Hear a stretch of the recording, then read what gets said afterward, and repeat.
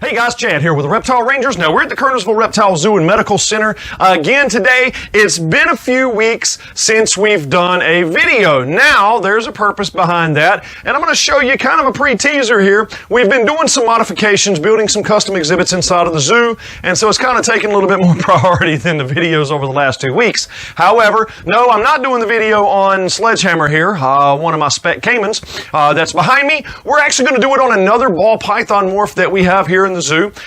Just a quick video talking about this ball python morph. Beautiful, beautiful ball python, but just kind of a pre-teaser into what we have going on here in the zoo and what we've been doing to some of the upgrades for when you guys come and visit the zoo. We have these big, massive, you can see compared to Sebastian back there in the background as he takes off running.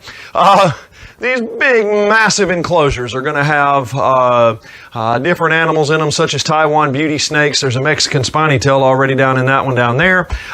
We have a big 8.5-foot bull snake down there. We're going to have, most of you that have been here, we have a North Carolina native exhibit that's got a few different species of animals that, or reptiles and amphibians that live here cohabitatively inside of North Carolina that do just fine together. And we have a few other species that we're going to put in here. However, all right, that's kind of a little pre-teaser into some of the exhibits and some of the building that we've been doing the last 2 weeks, which is why we haven't been putting up videos.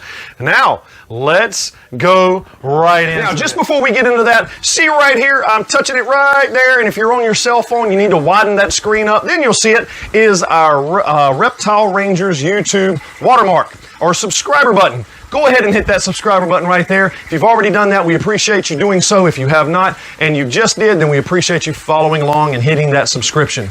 Now let's get right into the ball python morph that we're going to talk about. All right, so the ball python that we're going to talk about today, the morph, is the albino pinstripe. All right, now check this little guy out. Look how absolutely beautiful this snake is. It's a cute little guy. Absolutely, I'm a sucker for albinos and leucistics. Let's see if I can get the little guy's head out here. Oh, yep, there it is. There's the little head. There's those red eyes. Beautiful, beautiful red eyes. It's absolutely gorgeous, gorgeous little snake. Now, the pinstripe is a co-dom or absolutely dominant. There is no co-dom, there is no superform to it.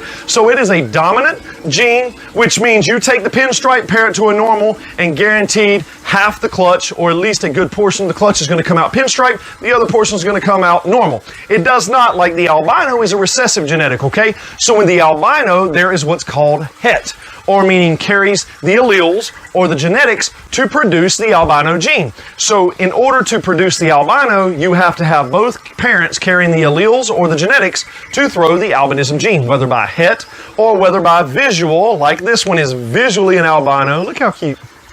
Look how cute he is. So this is not only a recessive gene, but also a dominant gene. It has two genes. It's a two-gene animal, the banana pinstripe. And anything that has a pinstripe in it is absolutely amazing to me. Absolutely love these things. And it just gives that pattern class. Most of you know that have ever seen albinos, there's a lot of white inside of these guys, but that pinstriping just absolutely makes these little snakes look amazing. All right, that's the banana pin, or I'm sorry, that's the albino pin. We did the banana pin before.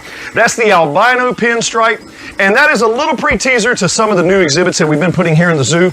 We appreciate you following along week after week after week. Make sure to hit that subscribe button, hit that like button, make sure to hit the bell for notifications, and always, as always, our information will be in the description below. We appreciate you following along week after week after week, and we'll either see you at the zoo or we'll see you on the next episode. Later.